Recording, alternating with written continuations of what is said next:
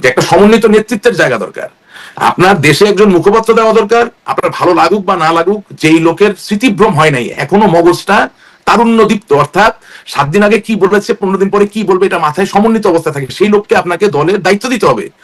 এই মেয়াদ উত্তীর্ণ মাল দিয়ে কি আপনি আওয়ামী লীগের 4 কোটি 5 কোটি লোককে বাঁচাতে পারবেন নাকি? আপনি বাংলাদেশটাকে তো বাঁচাতে হবে। আপনি কাওয়েন গেট দুনিয়ার ওয়ান অফ দ্য বেস্ট গুরাদু, এখন মেয়াদ উত্তীর্ণ মাল দিয়ে চলছে আওয়ামী লীগ। জি চলছে না, কেন না? এটা সত্য কথা। কি হয়েছে? আমার কি আছে হারানোর? আমি তো সত্য কথাই বলছি। আমি যখন রাস্তা দিয়ে হাঁটবো আমার পিছনে 100 লোক পিছনে ইয়ে করবো, আমি যে হাঁটতেই না পারি, আমার যে হাঁটার শক্তি না, আমার পিছনে কে যাবে? আপনি কি 1996 সালের 15 ফেব্রুয়ারি নির্বাচনে মরহুম নাসিম সাহেবকে মুভমেন্ট করতে দেখেন নাই? আপনি কি মতিয়া চৌধুরীকে মুভমেন্ট করতে দেখেন নাই? আপনি কি 2001 সালে আপনি আমাদের আসাদুজ্জামান নূর সাহেব, সাবর হোসেন চৌধুরী সাহেবকে লাঠির বাড়ি খাইতে দেখেন নাই? আপনি কি 80 বছর 90 বছর বয়সে এগুলো পারেন? এটা কি হয়? জি জি, আর এই বক্তব্যটা একদম স্পষ্ট। তাহলে ওইখানে আবার ফিরে, তাহলে আপনি কি বলবেন? মানে ওই ভয়েস ক্লিপটা সম্পর্কে মানুষের এখন আগ্রহ আছে। আপনি মুসলমান ইসলাম প্রধান একটি দেশের মানুষ হয়ে, যেখানে ছোটবেলা থেকে শেখানো হয় যে আল্লাহ তাআলা স্বয়ং তার নবী রাসূলদেরকে পাঠাইছেন সবচেয়ে সুদর্শন, সবচেয়ে বুদ্ধিদীপ্ত, সবচেয়ে ক্যারিজমেটিক লোক দেখে, আপনি সেটা অনুসরণ করে সবচেয়ে ভাঙ্গাচোরা লোকগুলোকে দিয়ে আপনি চেষ্টা করতেছেন একটা গণবিপ্লব তৈরি করার জন্য। What is this? জি, আমার অনুষ্ঠানে আওয়ামী লীগের সাধারণ সম্পাদক ওবায়দুল কাদের তিনি বলেছেন যে আপনি এখন আওয়ামী লীগের এত সমালোচনা করছেন, আপনি আসলে যে মানুষ যেভাবে জামা প্যান্ট চেঞ্জ করে আপনি আসলে সেরকম ভাবে প্যান্ট চেঞ্জ করছেন, সেটি সম্পর্কে না। দেখেন, সোশ্যাল মিডিয়ায় তো জামা প্যান্ট চেঞ্জ করার ছবি ওবায়দুল কাদের সাহেবের আছে। আমি তো আওয়ামী লীগের বিরুদ্ধে একটা কথা বলি নাই, আমার কথা তো রেকর্ডেড হয়ে যাচ্ছে। আমি তো আপনার সাথে অনেক প্রোগ্রাম করেছি, আপনি তো বলতে পারবেন না আওয়ামী লীগের বিরুদ্ধে আমি কোনো কথা বলেছি। আওয়ামী লীগকে নিয়ে আমার কোনো সমালোচনা নেই। আমি বারবার বলছি আওয়ামী লীগ কোনো দোষ করে না। আওয়ামী লীগ কিভাবে দোষ করবে? আওয়ামী লীগ তো 1949 সালের 23 জুন থেকে বাঙালির জন্য সংগ্রাম করলো, আন্দোলন করলো। আওয়ামী লীগ কেমন আপনি দোষ দিবেন? আওয়ামী লীগ ছাড়া বাংলাদেশের স্বাধীনতা হলো কিভাবে? বঙ্গবন্ধু ছাড়া, আওয়ামী লীগ ছাড়া আমাদের স্বাধীনতা ইতিহাস। আওয়ামী লীগের শীর্ষ নেতা থেকে শুরু করে আওয়ামী লীগের পরে থাকা নেতারা যারা সিদ্ধান্ত নেন তারা যদি দোষ করেন তাহলে আওয়ামী লীগকে দোষ না করেন। শুনেন, আওয়ামী লীগের বাবার সম্পত্তি কি রেজিস্ট্রি অফিসে লেখা হয়েছে? আওয়ামী লীগের কোন লোক নেতা হতে পারেন, পদধারী হতে পারেন, আমি তাকে নিয়ে কথা বলতে পারবো না তিনি অন্যায় করলে? তা আমাকে নিয়ে কথা বলা যাবে না? তা আমাকে নিয়ে যদি কোনো লোক সত্য কোনো অভিযোগ আনে, কথা এমনকি মিথ্যা অভিযোগ যদি আনে, তার জন্য আমি আওয়ামী লীগ থেকে খারিজ হলাম বা উনি কি খারিজ হলেন? ব্যাপারটা কি এরকম? একেবারেই তা না। এটা তো রাজনৈতিক দল, এটা গণতান্ত্রিক পদ। আমি যদি মনে করি যে আমার কোন পদধারী নেতা বা সহযোদ্ধা, এভাবে বলতে চাই, বা সংগ্রামী সত্তা, হ্যাঁ, আমাদের বয়স তখন 18 উপর, আমরা সবাই বয়প্রাপ্ত, হ্যাঁ, নিশ্চয়ই এমন রাজনীতিবিদ আছেন যার বয়স 90, তাকে আমি সালাম দিব, তাকে আমি বসার জন্য জায়গা ছেড়ে দেবো, সব ঠিক আছে। কিন্তু তাই বলে রাজনৈতিক সিদ্ধান্তের জায়গায় তার সাথে আমি দ্বিমত পোষণ করতে পারবো না? এটাই তো গণতন্ত্র। এটা করি নাই বলেই আমরা সেটা করতে পারি নাই বলেই তো 5ই আগস্ট হয়েছে। এখন কি বুঝি না? আপনি ওবায়দুল কাদের সাথে অনেক কথাই বলছেন, আমি পালাবো না। কে বলেছে পালাবো? তো পালাইলেন তো। তো রাশেদ রহমান নিয়ে আপনি কথা বলছেন, আপনার নৈতিক অবস্থান কোথায়? কেন আপনার কথা কেউ বিশ্বাস করবে? আপনার নিজের আপন ভাই আপনাকে নিয়ে গালিগালাজ করে, ওইটা তো ঠিক করতে পারেন নাই। আপনার জেলা আওয়ামী লীগ, যেখান থেকে আপনি এমপি, সেখানকার যে জেলা আওয়ামী লীগের সভাপতি একরাম চৌধুরী ওপেন লাইভে গিয়ে আপনাকে গালিগালাজ করে, কই আপনি তো কিছু বলতে পারেন নাই, আজ পর্যন্ত পরিষ্কার করতে পারেন নাই। এবং আপনি কি বলে ধানমন্ডির 3 বঙ্গবন্ধু কন্যা জননেত্রী শেখ হাসিনা বাংলাদেশ আওয়ামী লীগের সভানেত্রীর যে রাজনৈতিক কার্যালয়ে, সেখানে বাউদ্দিন নাজিম সাহেব বাংলাদেশ আওয়ামী লীগের যুগ্ম সাধারণ সম্পাদক, সেও তো একজন সিনিয়র পলিটিশিয়ান নাকি? সে তার এমনি বড় হয় নাই। তো সেটা তাকে লাঞ্ছতি করতে গেল ওবায়দুল কাদের সাহেবকে, সেটার উত্তর কোথায়? কেন করতে গেল? কি কারণে? আরে আমি তো অনেক পরের বিষয়। আমি তো বললাম যে ওনাকে 1991 সাল থেকে আমি চিনি, ওনাকে এত কাপড় বদলাইতে দেখিনি, হাতে আমি রোলেক্স তো দেখি নাই। তখন তো ক্যাসিও করতে বোধহয়, আমার যত মনে পড়ে। আর এত কাপড়ও ছিল না। তা আপনি এখন সেটা হোক, আমি কারো কাপড় পরে নিয়ে পরশ্রী কাতর না, আমি নিজেও ছোটবেলাতে ভালো ভালো কাপড় পরছি, অন্য পড়লে আমার ভালো লাগে। কিন্তু কথা হচ্ছে কাপড়টা কোথা থেকে আসছে সেটা দেখতে হবে তো।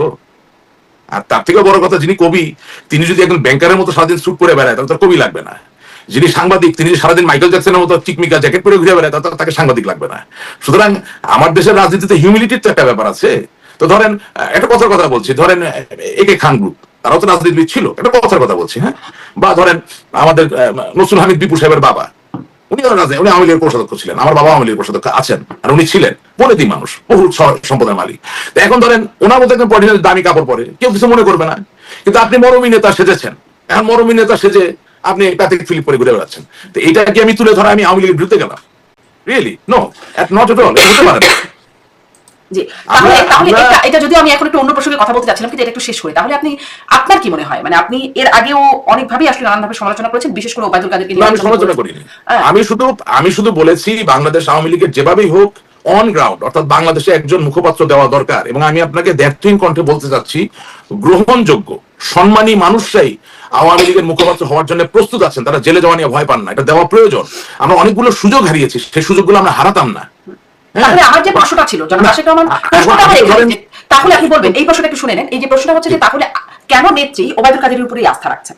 না এটা আমি জানি না ভাই, আমি অন্তর্জামি না, যেহেতু আমাদের এমন কোনো ফোরাম নাই, আমার জানাতে নাই, আমরা তো অত বড় নেতা না, হয়তো বা আমরা ডাক পাই না বা আমাদের হয়তো চেনে না। এখন আমাকে যে খুব ভালো চেনে বা আমার উপরে যে খুব আস্তে আস্তে সেটা তো মনে হচ্ছে না, নিশ্চয়ই জিজ্ঞেস করতেন, আমি গোপনে কয়েকটা নাম বলতাম, উনি শুনে দেখতেন করা যায় কিনা। আই নো, আমরা তো এই দেশে বড় হয়েছি, আসমান থেকে এসে পড়ি নেই। সুতরাং আমি তো আমার কথা বলছি না, আমি জানি বাংলাদেশের ভিতরে এমন লোক আছেন যারা ওই পর্যায়ের গ্রহণযোগ্য। আমি আপনার অনুষ্ঠানে কখনো এটা বলবো না, কখন এটা বলবো না, part of the strategy.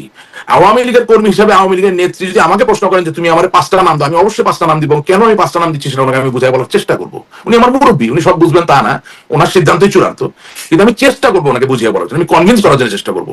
Not only that, আপনি একটা জিনিস বোঝার চেষ্টা করেন যে এখন কি হচ্ছে। আপনি যখন 2024 সালের 7ই জানুয়ারি নির্বাচনের যে একটা নীতিভ্রষ্ট নির্বাচন, এটা যতক্ষণ আপনি আপহোল্ড করার চেষ্টা করছেন, আপনি বিশ্বাস করেন কোন এলাকাকে আপনি একীভূত করতে পারবেন না, অসম্ভব। আমি তো আপনার অনুষ্ঠানে এসে সত্য কথাই বলি। আজকে ফজলে নূর তাপস ভাই, উনি ঢাকা শহরের মেয়র ছিলেন, ঠিক আছে, উনি যদি এখন 100 জন লোক নামাতে যান, আপনি কি মনে করেন যে তার যে ভিতরে ভিতরে প্রতিদ্বন্দ্বী ওই পদের জন্য ঢাকা শহরে আওয়ামী লীগের পক্ষ থেকে, সে আর 100 জন লোক নামাবে? কেউ তো ফকির না, কেউ তো গরিব না, নামলো না। আওয়ামী লীগ 3 বছর 4 বছর 5 বছর ক্ষমতায় গেল না, কারো কিছু যায় আসে না। এখানে মজার বিষয় হচ্ছে, আপনি এটা জিনিস খেয়াল করেন, যেসব অর্থ পাচারকারীদের কথা দিয়ে আপনি প্রোগ্রাম শুরু করেছিলেন 5ই আগস্টের পরে, এখন কোন গণমাধ্যমে তাদের নাম দেখেন? কিন্তু গণমাধ্যমে খোঁজ নিয়ে দেখবেন আওয়ামী লীগের নেতা কর্মীরা মাইক খাচ্ছে, তারাই জেলে যাচ্ছে। কিন্তু যারা দুষ্টু লোক, যাদের কারণে আজকে এই অবস্থা, তাদের কারো নাম কিন্তু নাই। বিএনপিও তোলে না, বিএনপি তার কোন বক্তব্যে একজন বৃহৎ অর্থ পাচারের নাম উচ্চারণ করে না। আপনাদের সময় সরকারের আশ্রয় প্রশ্রয় যারা অর্থ পাচারটা করতে পারলেন, আমাকে কথা শেষ করতে দাও। জামাত উচ্চারণ করে না। নট অনলি দ্যাট, এমনকি বর্তমান যে সরকার ডক্টর ইউনূসের, সেই সরকার উচ্চারণ করেন না। এই যে যারা যাদের আশ্রয়, মানে আপনাদের আশ্রয় প্রশ্রয় যারা অর্থ পাচারটা করতে পারলেন, তারা কি এখন দেশে যে আওয়ামী লীগ নেতারা যাদের অবস্থা খুব খারাপ, আপনাদের কাছেও নানান রকম সেটি তথ্য আসে, একটা প্রশ্নই আসে না, কোথা কেন তারা হেল্প করবে? আরে শুনেন, আমার আব্বা 1972 সালের যখন বঙ্গবন্ধু 10 জানুয়ারি বাংলাদেশে ফিরে আসলেন, ঢাকা শহরের প্রথম প্রশাসক, মানে মেয়রের যে পদ সরকার থেকে যায়, সেটা হিসেবে নিযুক্ত হন। বঙ্গবন্ধু 31 বছর বয়সে আমার বাবাকে ঢাকার মেয়রের দায়িত্ব দেন, ঠিক আছে। গতকালকে আমার বাবা আমাকে বলতেছেন যে বাপ, আমি যখন মিউনিসিপাল কর্পোরেশনের প্রশাসক, ঢাকা শহরের সুইপাররা হরতালে চলে গেল, কারণ যুদ্ধ বিধ্বস্ত দেশ, বেতন নাই, টাকা নাই, তাই না? তো আমার বাবার কাজ কি? সরকারের পারপাস সার্ভ করা। উনি একজন শক্ত প্রশাসক ছিলেন। বঙ্গবন্ধু আমার বাবাকে ডাকলেন। আপনি যেটা ভিজুয়ালাইজ করার চেষ্টা করেন, বঙ্গবন্ধু, বঙ্গবন্ধু, আমি আবার বলি, যেই সেই লোক না তো, একজন 31 বছর বয়স্ক ইয়াং সিএসপি অফিসার, যে ঢাকা মিউনিসিপাল কর্পোরেশনের প্রশাসক, তাকে ডাকলেন, ঠিক আছে। যেই বঙ্গবন্ধুর কথায় পুরো পাকিস্তান প্রকম্পিত হয়, বিশ্ববাসী প্রকম্পিত হয়, তাকে আমার বাবা ডাকলেন। আমার বাবা যে দেখলেন যে সুন্দরলাল, মেথডদের যে নেতা সুন্দরলাল, সে বঙ্গবন্ধুর সামনে স্বাভাবিক অবলীলায় বসে আছেন। এই গল্পটা আপনাকে বলছি কেন? দ্যাট ওয়াজ বঙ্গবন্ধু, তার সামনে কোনো অর্থ পাচারকারী বসেছিল না। বঙ্গবন্ধু সবচেয়ে বড় শত্রুকেও যদি জিজ্ঞাসা করেন, সে কোন একটা নাম করা শীর্ষ সন্ত্রাসী, গুন্ডা, কোন অর্থ পাচারকারী বঙ্গবন্ধুর সামনে বসেছিল, বলতে পারবে না। That was Bangabandhu. সুন্দরলাল বসেছিল, ওই চেয়ারে তাজউদ্দিন সাহেব বসছে, ওই চেয়ারে সৈয়দ নজরুল ইসলাম সাহেব বসছে, হয়তো বা ওই চেয়ারে একান্ত মুহূর্তে মার্শাল টিটো সেও বসছে। এই ছিল বঙ্গবন্ধু। তো আপনি যাদের নিয়ে কথা বলতেছেন, তাদের আশ্রয় প্রশ্রয়ের কোনো অভাব হয় না। এবং মানে আমার কথা হচ্ছে, তারা, আমি কারো অনিষ্ট চাই না, তারা তো খুব ক্ষমতাবান মানুষ, তারা বেঁচে থাকুক, ভালো থাকুক, আমরা বিপদ থেকে মুক্তি চাই। কিন্তু আমার কাছে যেটা খারাপ লাগতেছে সেটা হচ্ছে যে, যারা আমাদের কথায় একটু হইলো 1 পা 2 পা করে 10 পা আগায়, তাদের জন্য আমরা কি করছি, তার জন্য কি দিতে পারছি? কি করছেন সেটা তো বড় প্রশ্ন রয়েই যায়। মানে বঙ্গবন্ধুর সাথে, মানে এখনকার প্রসঙ্গে বলছিলেন যে বঙ্গবন্ধুর সাথে তারা বসতেন, সুন্দরলাল নামটা মনে রাখবেন, সুন্দরলাল। সেটি আবার বঙ্গবন্ধু বলতেন তার আশেপাশে চাটার দল ঘুরে বেড়াতো, এটাও আবার শেষ। হ্যাঁ, চাটার দল ঘুরে বেড়াতো, হ্যাঁ। কিন্তু আমি আপনাকে বললাম যে সেলিব্রেটেড কোন ক্রিমিনালকে বঙ্গবন্ধুর সামনে বসছেন, আপনি কোনো বইয়ে পড়ছেন নাকি? পাইছেন? বঙ্গবন্ধুর চরম শত্রু তাকে লিখতে পারেনি। একটু বর্তমান প্রসঙ্গে আসি, যে এই যে ঘটনাটা, সোহাগ হত্যাকাণ্ডের ঘটনার পরে একটা, মানে এই প্রসঙ্গে আমি কয়েকটা প্রশ্ন আপনাকে একবারে করে ফেলি। যে কিছু প্রচারণা আসছে গণমাধ্যমে, সামাজিক যোগাযোগ মাধ্যমে, এই খবরগুলো আসছে যে এই ঘটনাটির পেছনে, রাশিদ রহমান আপনি যদি শোনেন, সোহাগ হত্যাকাণ্ডের পেছনে ডিজিএফআই বা গোয়েন্দা সংস্থা জড়িত। ডিজিএফআই বা গোয়েন্দা সংস্থা জড়িত, এরকম বলছেন প্রবাসী সাংবাদিক, অনলাইন অ্যাক্টিভিস্ট ইলিয়াস হোসেন। তিনি বলছেন যে এটি ডিজিএফআই পেট্রোনাইজেশনে হয়েছে, এবং তিনি এও বলছেন যে যদি তদন্ত করা হয় তাহলে 1 নম্বর আসামি দেখা যাবে জেনারেল ওয়াকার। একটু ছোট্ট করে আপনি বলবেন যে এরকম ঘটনা কি আসলেও হতে পারে কিনা, আপনার একটা মন্তব্য। এবং আমার মূল যে প্রশ্ন সেটা হচ্ছে যে আপনাদের নেতারাও সেনাবাহিনীকে এবং সেনাপ্রধানকে খুব আস্থায় নেওয়ার মতো অবস্থা ছিল না। আপনাদের স্বরাষ্ট্রমন্ত্রী ছিলেন জনাব আসাদুজ্জামান খান কামাল তিনিও বলেছিলেন যে এটি ইসলামিক উগ্রবাদ এবং সেনাবাহিনীর যৌথ অভ্যুত্থান 5ই আগস্টের ঘটনাকে তিনি বলেছেন, মেরুদণ্ডহীনও বলেছেন সেনাপ্রধানকে সম্প্রতি তিনি। তো মানে আসলে সেনাবাহিনীর ভূমিকাটাই কেমন তখন থেকে এখন পর্যন্ত, সেটা একটু শুনবো। আরো একটা প্রশ্ন আছে, আগে দুটো শুনে নিই। আচ্ছা দেখেন, প্রথম কথা হচ্ছে যে আপনার অনুষ্ঠানে তো অনেকে আসে, আওয়ামী লীগের সিনিয়র মধ্যম পর্যায়ে এবং আমাদের মতো যারা অশিক্ষিত তরুণ আসে না। তা আপনি যারা একটু বয়োজ্যেষ্ঠ আছেন তাদের একটু জিজ্ঞেস করবেন তো, তারা জীবনের প্রথম রাজনীতিবিদ হিসাবে ডিজিএফআই বা এনএস এর সাথে কবে প্রথম বৈঠক করলেন, চা খেলেন, ডিনার করলেন? আপনি এই 15 বছর আগে এরকম কোনো তথ্য পাবেন না। রাজনীতিটা তো আমরা নিজেরা গলা টিপে মেরে ফেলছি। আমার তো আজকে বলতে অসুবিধা নেই, আমি একজন এমপি হতে চাই, আমি রাজনীতি করতে চাই। আমি তো প্রতি সপ্তাহে একবার করে ডিজিএফ এর সাথে মিটিং করতাম। কেন করতেন? তাছাড়া তো আপনি কোনোভাবেই আপনি একটা মিনিট, তাছাড়া তো আপনি কোনোভাবেই রাজনীতিতে সামনে আগাতে পারবেন না। কারণ আপনার আমলনামা তো পলিটিশিয়ানের কাছ থেকে আসতেছে না, আপনার আমলনামা তো আসতেছে ওই জায়গা থেকে। এটা বাস্তবতা। এবং আমি একা কেন, আমি তো সংকোচহীন ভাবে বলে ফেললাম, আপনি 2024 সালে যতজন এমপি ক্যান্ডিডেট আছেন, যারা এমপি হয়েছেন তারা না, মানে প্রথম, দ্বিতীয়, তৃতীয়, চতুর্থ, এমনকি 52তম ব্যক্তি যেটা ওবায়দুল কাদের সাহেবের নেতৃত্ব হয়েছে, যে একটি এলাকায় 52টি নমিনেশন পেপার বিক্রি হয়েছে, সেই জায়গারও 52তম ব্যক্তিকে যদি জিজ্ঞাসা করেন যে আপনি কি চা নাস্তা খেয়ে আসছিলেন, গল্প করে আসছিলেন, পাবেন করে আসছিল। এখন কথা হচ্ছে যে মানে উইপেনাইজেশন অফ পলিটিক্স। তো ডিজিএফআই কথাই বলতে, মানে কথা বলার জন্য কি আপনারা অ্যাপ্রোচ করতেন নাকি ওনারা করতেন? ওনারাও করতেন, আমরাও করতাম। তারপর কি কথা হতো? কি কথা না শুনেন, কি কথা আছে, কি কথা আপনি বোঝাচ্ছেন? আপনি জননেত্রী শেখ হাসিনার জন্য বিশ্বস্ত, আপনি এতগুলো মিটিং করছেন, এতগুলো কথা বলছেন। লেনদেন ছিল কিছু না, আমার পক্ষ থেকে লেনদেন ছিল। আমার তো লেনদেন লাগে না ভাই, আমি তো নমিনেশন পাবো এটাই স্বাভাবিক। আমার তো লেনদেন করে না, আমি এসব মিথ্যা কথা বলে লাভ নাই। আমি আগেও বলেছি লেনদেন হয়েছে স্থানীয় সরকার নির্বাচনের নমিনেশন। নমিনেশন পাবেন, এটাই স্বাভাবিক। কেন যদি স্বাভাবিক হয় কারণ অবশ্যই I was very vocal about the party, I was working really hard। এটা সবাই না, সেটা তো আচ্ছা শুনেন, আপনি যখন একটা প্রমিনেন্ট লোক হবেন, আপনাকে যখন কেউ একটা দায়িত্ব দিবে, সে তো প্রমিনেন্ট লোকদের সাথে যোগাযোগ করবে, ওরা আমার সাথে যোগাযোগ করতো। হ্যাঁ, আমরা টিভিতে যেতাম, কথা বলতাম, ডিজিএফআই আপনার সাথে কথা বলতো। আপনিও অনেক দাওয়াতে গেছেন, আপনি রমজান মাসে ইফতারে যান নাই, তা আপনি রমজান মাসে ইফতারে মানে হয়তো আপনি যান নাই, যাওয়ার কথা। এখন আপনি বলেন যে আপনি কোন অনুষ্ঠানে, আমি এটা ডিবেট করবো না আপনার সাথে। আমার কথা হচ্ছে যে আপনি তো গণমাধ্যম কর্মী, আপনি সরকারি দাওয়াতে কেন ইফতারে যাবেন? যাওয়ার কোনো প্রয়োজন নাই তো। মানে দাওয়াতে যাওয়ার তো প্রয়োজন হয় না, দাওয়াতে গেলাম কি গেলাম না সেটা আলাদা, কিন্তু আপনারা তো প্রয়োজনে যেতেন, এমপি হওয়ার জন্য যেতেন। একটা হচ্ছে দাওয়াত করলো গেলাম, আর একটা হচ্ছে আপনি যেতে পারতেন তথ্যমন্ত্রীর দাওয়াতে। যখনই এর বাইরে যাবেন, তার মানে there is something wrong। হ্যাঁ, প্ল্যাটফর্মটা তো এক একজনের জন্য এক। আসলে বিষয়টা আমার কাছে কিন্তু সেরকম মনে হয় না, যদিও এই বিষয়ে আমি বিতর্কে এখন যেতে চাই না। কারণ আপনি আমাকে দাওয়াত করতে পারেন, আমি আপনার দাওয়াতে যেতেও পারি, নাও যেতে পারি, বা আমাকে যে কেউই দাওয়াত করতে পারে, যে কোনো প্রতিষ্ঠান দাওয়াত করতে পারে, আমি যেতেই পারি। আমি কি আমার মনোনয়ন নেবার জন্য যাচ্ছি বা কোনো বিশেষ সুবিধা নেওয়ার জন্য যাচ্ছি? বিষয়টা না, আপনি মনে হয় জিনিসটা বুঝতে পারেন। আমি একটু বুঝাই বলার চেষ্টা করি উইথ অল ডিউ রেসপেক্ট। আপনাকে যখন আমি দাওয়াত দিব, তখন কি কি কারণে দাওয়াত দিব? এক, আপনি আমার আত্মীয়। দুই, আপনি খুব ভালো গণমাধ্যম একজন ব্যক্তিত্ব, আপনাকে আমি আপনার ফ্যান। তিন, আমার মনে হইতে পারে যে আপনাকে আমি খাতির করলে আপনার মাধ্যমে আমি অনেক মিডিয়া ব্রেক পাবো। চতুর্থ, তো আমার মনে হইতে পারে যে আমার পলিটিক্সে আগাতে গেলে আপনার মাধ্যমে চেহারা দেখাতে পারলে আমার খুব সুবিধা। হ্যাঁ, আর পঞ্চমতম আমার মনে হতে পারে যে আপনার মতো একজন লোক যদি আমার সরকারের প্রেস সচিব হয়, অথবা প্রেসের কোনো একটা অফিসিয়াল দায়িত্ব থাকলে আমার আমি আপনাকে আমন্ত্রণ জানালাম। আপনি আসবেন কি আসবেন না সেটা আরেক ব্যাপার, সেটা আমি বলিনি যে আপনি যাবেনই। আমি বলছি যে সম্পর্কগুলো কিভাবে তৈরি হয়, এমনি এমনি তো না। আপনি ধরেন ক্রিকেট প্লেয়ার রিক্রুট করেন কিভাবে?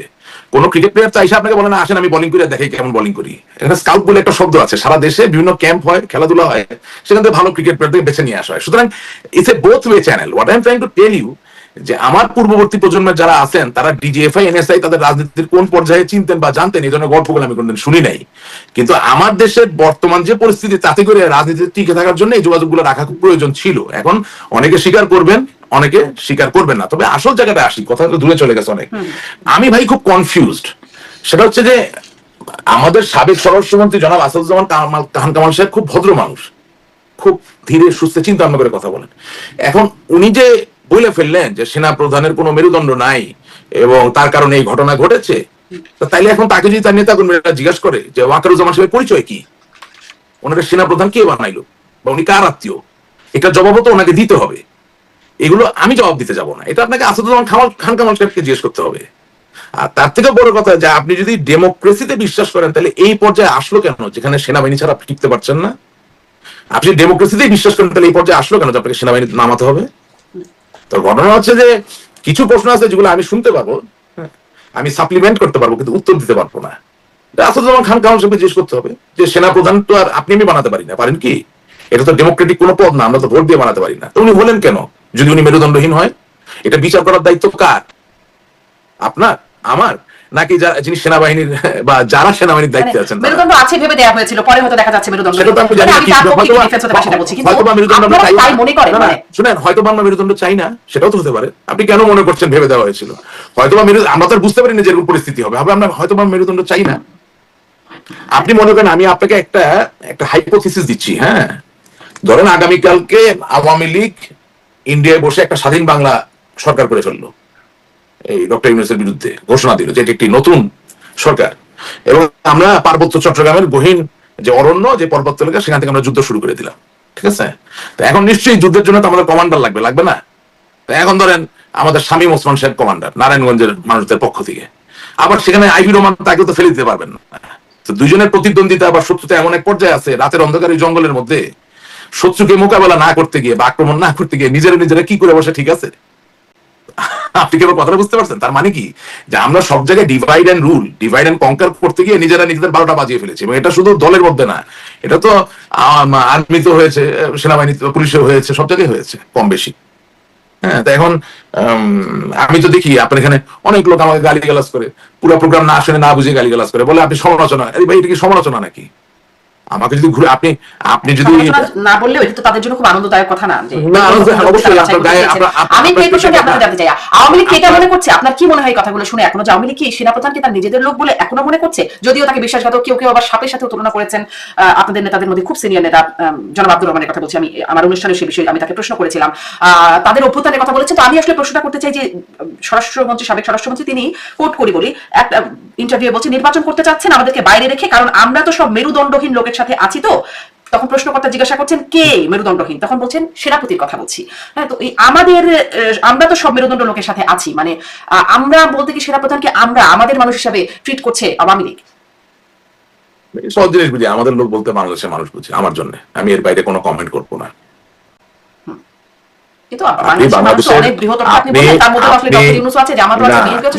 হ্যাঁ, থাকতে পারে। বাংলাদেশের রাজনৈতিক ইতিহাস আপনি বিশ্লেষণ করলে দেখবেন যখনই আমরা কাউকে মাইম্যান মনে করেছি, সেই লোকটাই আমাদের সাথে বিশ্বাসঘাতকতা করেছে। এটা তো শুধু আওয়ামী লীগের জন্য সত্য না। প্লিজ, আমি একটু বলি, বঙ্গবন্ধুর পতনের সাথে আপনি এটার বা তার হত্যাকাণ্ডের সাথে একটা সংযোগ খুঁজে পাবেন। আপনি জিয়াউর রহমান, মেজর জেনারেল জিয়াউর রহমানের হত্যাকাণ্ডের সাথে আপনি আমার কথার একটা সম্পর্ক খুঁজে পাবেন। আপনি হুসেইন মোহাম্মদ এরশাদের পতনের সাথে তার মাইম্যান তার সাথে বিক্রি করেছে, এটার একটা সম্পর্ক খুঁজে পাবেন। সমস্যা হচ্ছে যে আমরা বুঝতে চাই না। এমনকি 1/11 সেখানেও মাইম্যান তো ছিল, হ্যাঁ, খালেদা জিয়ার, তারেক জিয়ার, সেখানেও বিট্রিয়াল ছিল। ব্যাপারটা হচ্ছে আপনি ইনস্টিটিউশন বিল্ড না করে যখন মাইম্যান খুঁজবেন, তখন প্রতিবারই আপনি প্রতারণা এবং বিশ্বাসঘাতকতার শিকার হবেন। আমরা এই শিক্ষাটা যদি নিতে পারি, তাহলে হয়তো আগামী দিনে ভালো। আমি আগামী দিন নিয়ে খুব বেশি চিন্তিত। গতদিন কি হয়েছে বিশ্বাসঘাতকতার শিকার হওয়ার পরেও কি আপনারা মাইম্যান মনে করছেন? মানে যদি তাই হয়, বিশ্বাস সেটা তো আমি বলতে পারি না। আমি তো বললাম যেগুলো ডিফারেন্ট হাইটের জিনিস না। কারণ হচ্ছে আমি ফাইলে কি পরে পদোন্নতি দিয়েছি এটা তো আমি জানি না, ফাইলে আমি দেখি নাই। তো এটা মিথ্যা বলে তো লাভ নাই। ধরেন আপনাকে এইভাবে বলতে চাই কথাটা, যে একজন মানুষ 1971 সালে স্বাধীনতা যুদ্ধ করেছেন, তিনি আওয়ামী লীগ করলেন কি বিএনপি করলেন এটা বড় কথা না। আমি দেখবো যে উনি স্বাধীনতা যুদ্ধ, তার মানে স্বাধীনতা সপক্ষের মানুষ। তার মানে আর যাই হোক, ওনাকে যেই পদেই আপনি দেন, বিশ্বাস করা যায় যে বাংলাদেশের যারা চিরশত্রু ছিল তাদেরকে তিনি কোনো মানে অন্যায় সুযোগ বা কোনো সুবিধা দেবেন না। এই তো ঘটনা। তার মানে কি ফাইল এটা আছে তো যে তিনি মুক্তিযুদ্ধ করেছিলেন। এখন যাকে আপনি মাইম্যান বানালেন, তারে কেন বানালেন, ওই ফাইলটা তো আমার পড়ার সুযোগ হয় নাই। আপনি মনে করেন প্রধান বিচারপতি লতিফুর রহমানকে আমরা মানে we went out of our way তাকে প্রধান উপদেষ্টা করার একটা পরিস্থিতি নিয়ে আসার জন্য। অথচ এই প্রধান বিচারপতি লতিফুর রহমান তার জীবনে যত রায় দিয়েছে, এই রায়গুলা দেখার পরে তাকে কি কোনো অবস্থায় আপনি আসলে ওই জায়গায় নিতে পারেন? তার মানে আমরা পড়ি নাই ঠিক মতো, আমরা হুজুগের বসে কারো কথায় আমরা প্রভাবিত হয়ে করে ফেলেছি, এখনো তাই। মানে হয় কি অর্থ সম্পদ, টাকা পয়সা, স্তুতি, তেল, এগুলাতে যখন আপনি ব্যস্ত হয়ে যাবেন তখন তো আসলে হোমওয়ার্ক করবেন না, তখন তো মন দিয়ে বাড়ির কাজ করবেন না। মানে রিসার্চ হোমওয়ার্কের বদলে আসলে তেলেই বেশি কাজ হয়েছে। অবশ্যই আপনি রিসার্চ করতে হবে না, পড়ালেখা এবারে করতে হবে। একটু সংক্ষেপে কিছু বিষয়ে আসি। আমি একটু বিবিসির প্রতিবেদন যেটি নিয়ে বেশ তোলপাড়, আওয়ামী লীগ বেশ প্রতিক্রিয়া জানাচ্ছে, সেটা নিয়ে একটু কথা বলবো। তবে তার আগে এই যে এই ঘটনাগুলো, চাঁদাবাজির ঘটনা যেটা নিয়ে শুরু করলাম আলোচনা, সোহাগ হত্যাকাণ্ড, তারপরে বিএনপিকে বেশ চাপের মুখে পড়তে তো হচ্ছে, বিব্রত হতে হচ্ছে। যে রাজনীতি যারা করছে বাংলাদেশের সক্রিয় দলগুলো, তারা খুব কড়া সমালোচনা করছে। ওই যে বললাম এরকম স্লোগান হচ্ছে, নৌকা ধানের শেষে দু সাপের এক বিষ, আরো অশ্লীল গালিগালাজ করা হচ্ছে তারেক রহমানকে বিভিন্ন স্লোগানে। মানে আপনাদের সময় একটা ট্রেন্ড ছিল, যারা বেশি আসলে বিএনপিকে দোষারোপ করতে পারবে তাদের মনে যেন হতো তারা কোনো পয়েন্ট পাচ্ছেন কিনা জানি না। আপনিও বিভিন্ন সময় টকশোতে মানে বেশ দোষারোপ অপদস্থ করবারও একটা বিভিন্ন রকম কথাবার্তা বলতে। কোন জায়গায়? হ্যাঁ হ্যাঁ, কিরকম বলেন, কোন জায়গায় একটু বলেন। মানে আপনি কি বলতেন না বিএনপিকে দোষারোপ, মানে বিএনপির সাথে কেন আলোচনা করতে হবে সেই বিষয়ে কথা বলতেন? আমি আপনাকে হেল্প করতে চাই। হ্যাঁ, আমার জায়গা খুব পরিষ্কার ছিল যে বিএনপি যদি রাস্তায় 10,000 লোক নিয়ে রাস্তা অবরোধ করে বসে, এটার বিরোধিতা করার কোনো সুযোগ আমার নাই। কিন্তু বিএনপি যদি রাতের অন্ধকারে ফিস প্লেট, ট্রেনের রেলগাড়ির ফিস প্লেট তুলে ফেলে আর মানুষ অজান্তেই যদি মৃত্যুবরণ করে, সেটার আমি বিরুদ্ধে। আমি তো এখনো বলছি, আপনি বিএনপি তো বড় দল, আমি তো বিএনপি ছোট দল বলছি না। আপনি যদি 50,000 লোক নিয়ে ঢাকা শহর অবরোধ করে ফেলেন এবং আমাকে টেনে হেসে যদি নামান, আমি কি আপনার রাগ করতে পারবো? এটা তো জনগণের ইচ্ছা, জনগণ সাথে ছিল, তাই না? কিন্তু আপনি শারমিন চৌধুরী গুলশান থেকে ধানমন্ডি যাচ্ছেন আপনার ব্যক্তিগত কাজে, আমি আপনাকে থামালাম না, জিজ্ঞাসা করলাম না যে শারমিন চৌধুরী আপনি কি বিএনপি করেন না আওয়ামী লীগ করেন, আপনি কি শেখ হাসিনাকে সমর্থন করেন নাকি করেন না, না জিজ্ঞেস করে আমি আপনার গায়ে তেল ঢেলে আগুন ধরাই দিলাম। তো এটার বিরুদ্ধে যেন আমি করবো না, করবো তো। কিন্তু বিএনপির কোন ডেমোক্রেটিক আইডিয়া, সেটার বিরুদ্ধে কি আমি কখনো কথা বলেছি? আপনি দেখাতে পারবেন? অফকোর্স আমি কি আমার জায়গা খুব হয় কি, এটা আপনার দোষ না তো। মানে সোশ্যাল মিডিয়া এত বড় ভাবে মানে সম্প্রসারিত এবং মিডিয়ার জগতে এখন এমন যে আমি যখন একটা কথা বলি ওটার পিছনে 10টা কথা লাগিয়ে ফেলাটা সহজ হয়। ওই যে আপনার অনুষ্ঠানটা এগুলো বলেছিলেন যে আমি তারিখ, হ্যাঁ আমি জিজ্ঞেস করেছি তারিখ সোর্স অফ ইনকাম কি। একজন গণতান্ত্রিক রাজনৈতিক কর্মী হিসাবে আমি তো বলি নাই তার সোর্স অফ ইনকাম নাই। আমি জানতে চেয়েছি শেখ রবিউলের কাছে আপনার অনুষ্ঠানে যে ভাই জনাব তারেক জিয়া একটা দলের প্রধান, মানে ভারপ্রাপ্ত প্রধান, তার আয়ের উৎস কি? এটা কি আপনি বলতে চান এটা বিবেক বর্জিত প্রশ্ন? না, একটা দুটো প্রশ্ন নেই না, বিভিন্ন সময় বিভিন্ন বক্তব্যে আরো বলি, আসেন আরো বলি। আরো এই বিষয়ে আরো খুব বেশি কথা বলার দরকার নাই, কিন্তু যে এখন যেভাবে বিএনপি চাপে পড়ছে বা বিভিন্ন সব রাজনৈতিক গুলো বিএনপি ইতিবাচক হচ্ছে, কারণ এরকম ট্রেন্ড আপনাদের মধ্যে ছিল। আপনারা ওইটাই বুঝতে পারছেন না, কোথাও কোনো চাপ নাই, আপনারা ভুল রিড করতেছেন। আমি আপনাদের সঠিক করে দিতে চাই, বিএনপির যে লেয়ারটাই কাজগুলো করতেছে তারা সম্পূর্ণভাবে উপরের লেয়ার থেকে বিচ্ছিন্ন, কোথাও কোনো চাপ নাই, তারা বিচ্ছিন্ন হয়ে গেছে পুরো। তারা একটা ক্লাসিক ট্র্যাপে পড়ে গেছে। আমি তো বললাম যে ডক্টর মোহাম্মদ ইউনূস বুঝে শুনে জেনে শুনে যারা এই কাজগুলো করছে তাদেরকে কিচ্ছু বলতেছেন না, কারণ ডক্টর ইউনূসের যন্ত্রটা ছোট ছোট যন্ত্র, ওতে তেল লাগে কম। আওয়ামী লীগ বিএনপির যন্ত্র অনেক বড়, অনেক বেশি শাখা প্রশাখা, সুতরাং ওখানে চাঁদাবাজ তো চাঁদা তোলার জন্য বসে আছে। আপনি 2015 সালে 48,000 মামলা দিয়েছেন, প্রতিটা মামলায় গড়ে 250 লোক করে অভিযুক্ত হয়েছে। আপনি 2015 সাল থেকে 2024 সাল পর্যন্ত 48,000 একটা মামলা শেষ করেন নাই। তার মানে খোদার ফজলে যিনি দায়ী তিনিও ঝুলে আছেন, যিনি দায়ী না তিনিও ঝুলে আছেন। এই যে 1 কোটির কাছাকাছি মানুষকে আপনি আক্রান্ত করলেন 2015 থেকে 2024, 9 বছর, এই 9 বছরের পুঞ্জীবিত যে ক্ষোভ এবং রাগ, সেটা এখন আমাদের ঘাড়ে পড়ছে। আপনি আইনমন্ত্রী, আমাদের সাবেক আইনমন্ত্রী জেলে, তাকে প্রশ্ন করা যাইতো আপনি কি, উনি তো একজন খুবই সাকসেসফুল লয়ার, যে আপনার যে পাবলিক প্রসিকিউটর পিপি, তারে কোনদিন প্রশ্ন করছেন যে একটা পেট্রোল বোমা মামলা শেষ হয় না কেন? আপনি 300 জন লোকের নামে মামলা দিচ্ছেন, 300 জনই তার দোষী না, এটা তো হয় না। 300 জন মিলে তার রাতের অন্ধকারে আগুন দেয়নি, দিলে 10, 12, 15 জন হয়তো বা দিয়েছে।